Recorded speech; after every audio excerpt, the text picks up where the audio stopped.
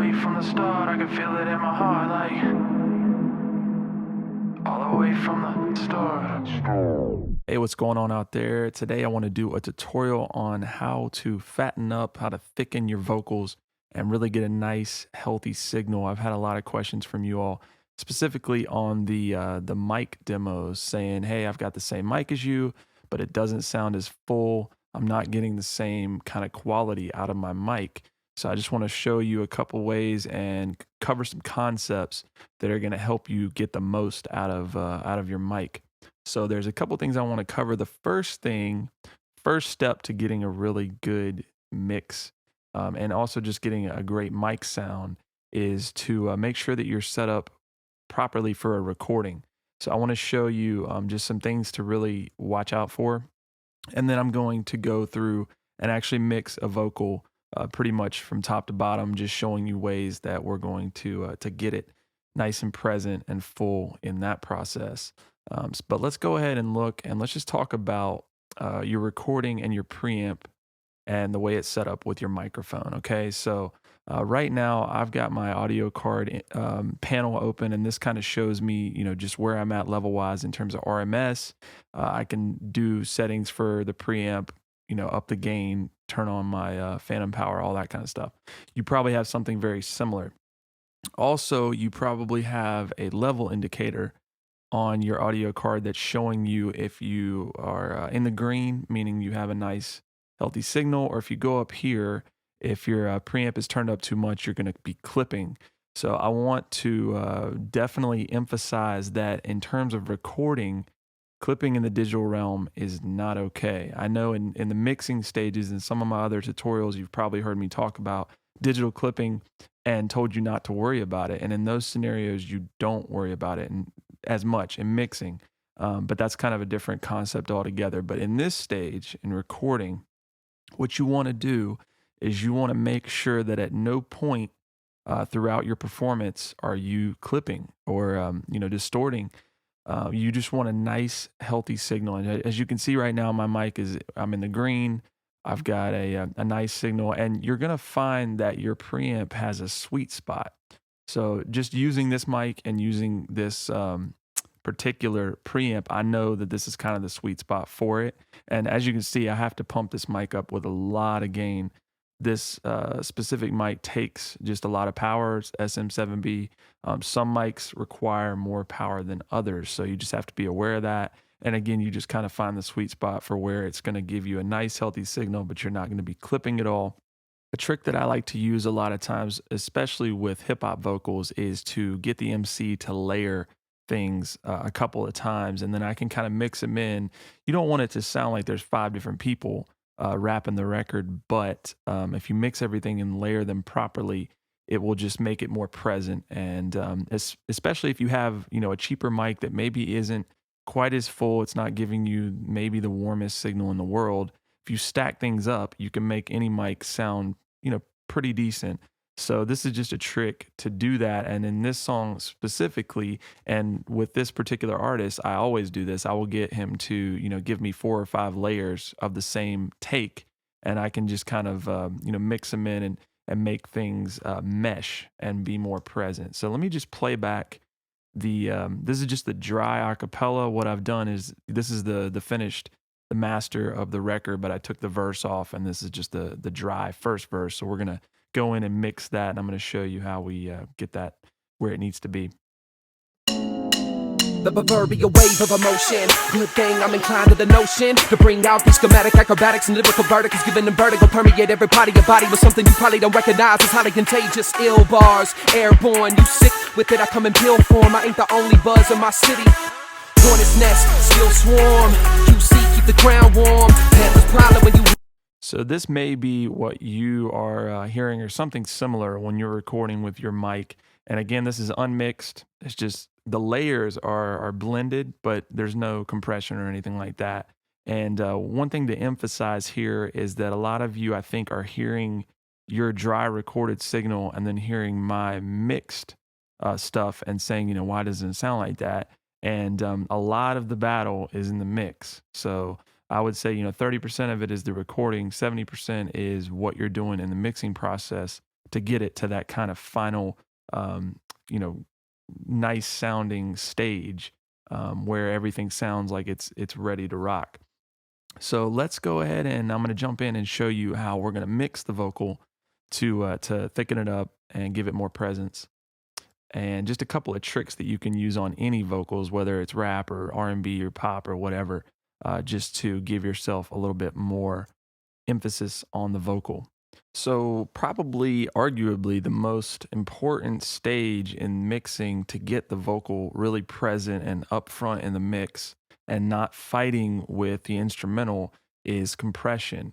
And compression's really tricky. I'm not going to talk super specifically about, all the different functions of the compressor. I've gone over some of that in my other tutorials, and maybe we'll do that in another video. But for sake of time, I just want to talk about kind of the philosophy of compression and how it's going to really help you get the most, again, out of your mic signal.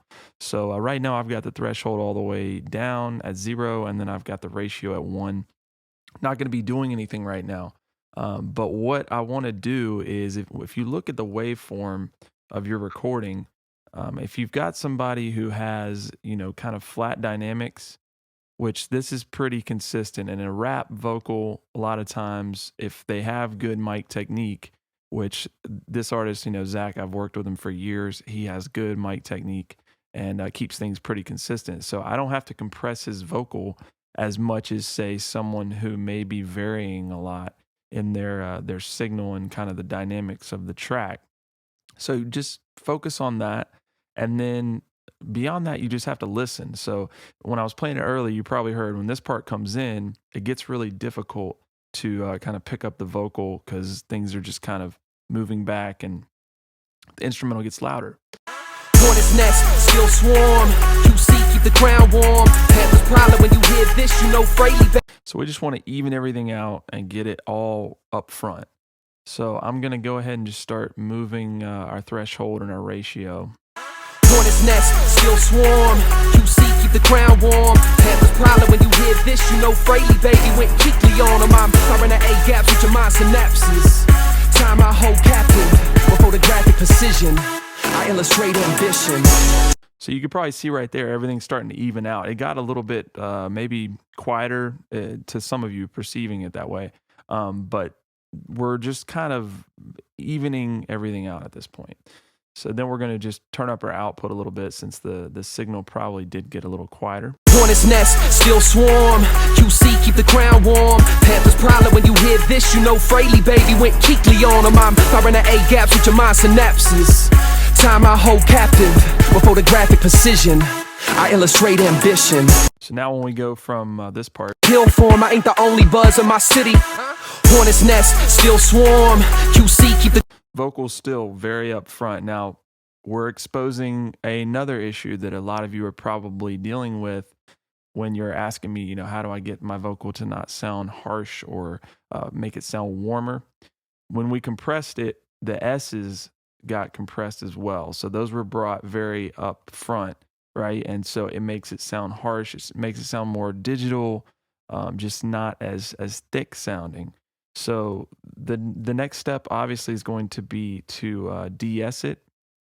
Now, just knowing this microphone, it's usually best for me to EQ it, make some enhancements, and then de-ess it afterwards.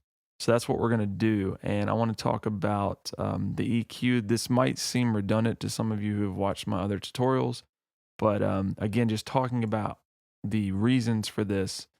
We want to boost the high frequencies, and if you really want to give yourself some of that presence in your vocal, you want to boost it right around 10 dB, 10K with varying dB, but Hornet's nest, still swarm.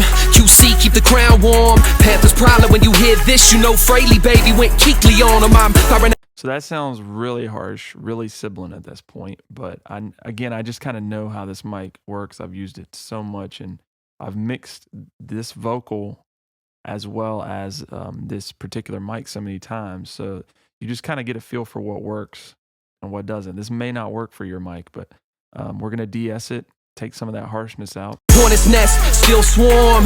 QC, keep the ground warm. Panther's probably when you hear this, you know Fraley baby went keekly on them. I'm firing the A gaps with your mind synapses. Time I hold captive with photographic precision. I illustrate ambition. Vocals sounding much better now, very present, very full. So another trick I want to talk about in this video, something new, is using some saturation or distortion to kind of bring the vocal out a little bit. So we're going to go ahead and we're going to send this signal to a bus. Let's just go to 11. And then let's bring out some various effects for saturation. I'm going to use the Sound Toys.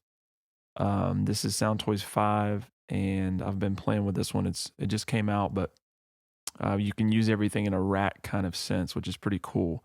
But they've got this plugin called Devil Lock, and it's basically a distortion saturation kind of plugin, and we can really do some extreme things. But I'm going to show you, if we send our signal here, let's just solo this so we can pick up what we're doing. The proverbial wave of emotion. Good thing I'm inclined to the notion to bring out these schematic. You can do some pretty extreme stuff. The proverbial wave of emotion. Good thing I'm inclined to the notion to bring out these schematic acrobatics and lyrical verticals, giving them vertigo permeated. So by itself, that just sounds like pure distortion, right? Probably not something you'd want to add, or it doesn't sound that pleasing on its own. But if we mix that signal in with the vocal, watch what happens. The proverbial wave of emotion. Good thing I'm inclined to the notion to bring out these schematic acrobatics and lyrical verticals, giving them vertigo permeate every part of your body with something you probably don't recognize. It's highly contagious. Ill bars, airborne. You sick with it? I come. Okay, so I'm going to play it back and I'm going to mute it so you can hear the difference. So muted. The proverbial wave of emotion. Good thing I'm inclined to the notion. And with. The proverbial wave of emotion. Good thing I'm inclined to the notion to bring out these schematic acrobatics and lyrical verticals, giving them vertigo permeate every part of your body with something you probably don't recognize. It's highly contagious. Ill bars, airborne. You sick with it? I come in pill form. I ain't the only buzz in my city. Hornet's nest, still swarm. QC, keep the crown warm. Panthers prowling when you hear this, you know Fraley baby went keekly on them. So you can hear, it's just a subtle thing, but it's bringing that vocal more up front and making it a little bit crisper. So that's a trick you can use, is just mixing in the distortion, the saturation, giving it a little bit of a harmonic there to make it more pleasing to the ears. All right, everybody. So we talked about a couple of ways to really enhance and thicken up your vocal. Number one is to get a good recording. Make sure you're not clipping or distorting at any stage, and really find the sweet spot of your preamp. And that's going to take some experimentation. It's going to be different for every preamp, but and also according to your mic. But once you find that, you'll get the best signal out of your mic and preamp. Number two is you want to compress the vocal to bring it up front, keep it sitting more on top of the instrumental, but also blended. So it's kind of a thing where you have to listen, but the compression is going to help you get it more up front, so it's not getting lost in the mix. Third thing is mixing in a little bit of distortion, a little bit of saturation, just to, again, bring it up front a little bit more and give it some presence and some crispness.